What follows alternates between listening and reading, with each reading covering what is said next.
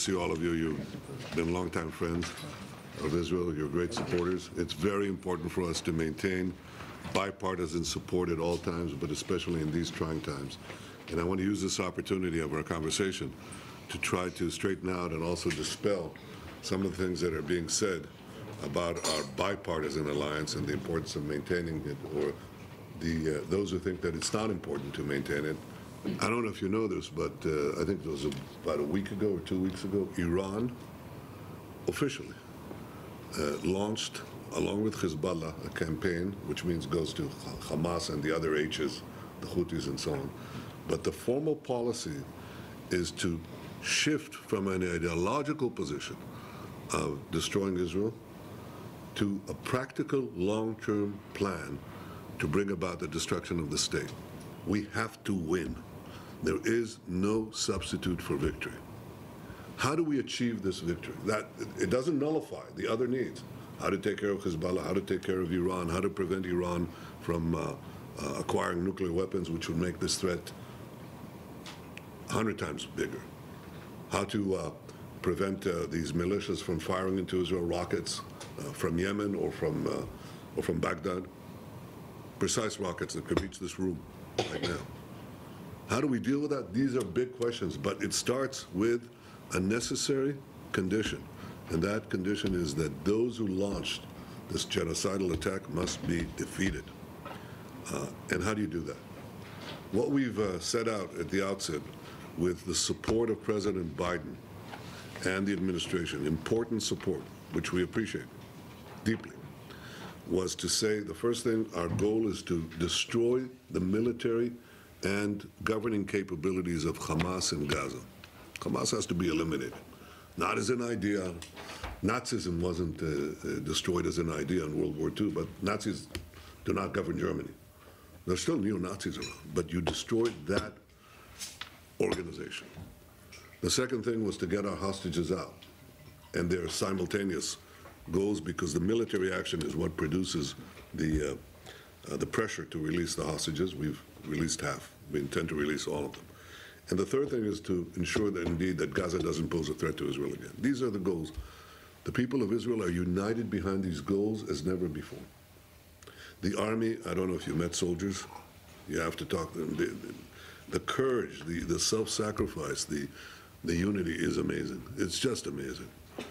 We call them the TikTok generation. Some TikTok. I mean, these guys, I mean, I met wounded soldiers in the orthopedic wards of Hadassah and Shiva. You know, they're without legs, without arms. And so many told me, they all say, keep fighting, but so many said, I'm waiting for my prosthetic because I'm going back. The fourth thing is we also target the leaders. We've killed many senior leaders, including number 4 in Hamas, number 3 in Hamas. We'll get number 2 and number 1. That's victory. Victory is within reach. It's a few weeks away. Now we are told, this is it, last point. Now we are told, you can't do this. If you go into Rafah, you're going to have a humanitarian catastrophe. You're going to have, 30,000 civilian dead. Okay. That's not true. That is simply not true. Because we went into Rafah, you know, or the people won't have a place to go. Well, there's all of the Gaza Strip north of Rafah. You know, people move down, they can move back up. They don't have to go into north of Wadi Gaza, but there's still 65% of the Gaza Strip left open. And people just move. They move with their tents. They have no place to go. Yes, they have a place to go. Second, you know, we provide them food. The problem was not the entry of trucks. The problem was the stealing of trucks, both by looting by Hamas and looting by others and so on. But we're getting that stuff. The problem, water, we're fixing the water line. We're committed to this, not because the U.S. is prodding us, which it is, by the way, which is okay. I don't have a problem with that. But I'm prodding it. I'm pushing it. These gentlemen can tell you what we're doing, okay?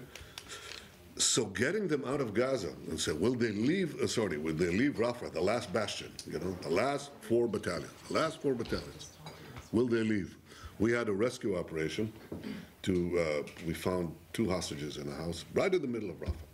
And we conducted a surgical operation. Minimal firepower. Killed the captors, got the people out, got them out. Okay? Just based on this little incident, 70,000 people in Gaza, you know, just moved. They moved because of nothing. It happened, what was it, half an hour, 3/4 of an hour, some gunfire, they moved. They thought this was the great, you know, the grand invasion. They have a place to move. We'll make sure they have it. We make sure they have shelters. We make sure they have water. We make sure they have food, medicine, field hospitals, and so on. So this is almost a mass hysteria that has been built wrongly,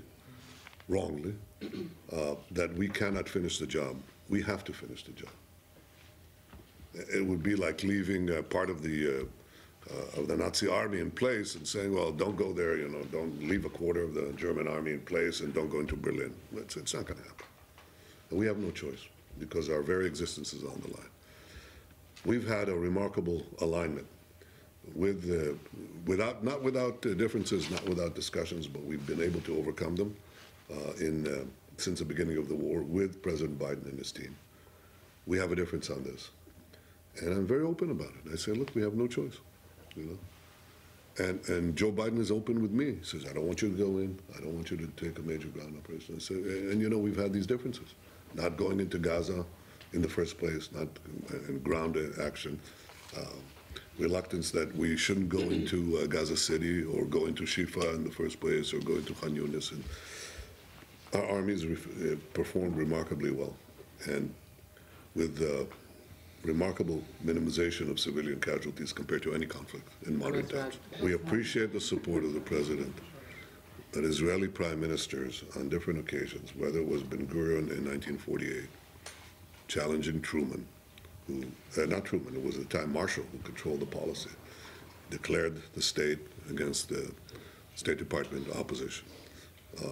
Or Levi Eshkol in 1967, embarking on the Six-Day War, against the opposition of the then President Johnson, who said, you'll be alone. So I said, okay, we'll be alone. Or in 1981, when Menachem Begin bombed the Osirak reactor in Iraq against President Reagan, who actually stopped weapons shipments. I know what it means when they're whispering in a staffer's ear. That's it. So, okay. You know, I hope we don't act alone.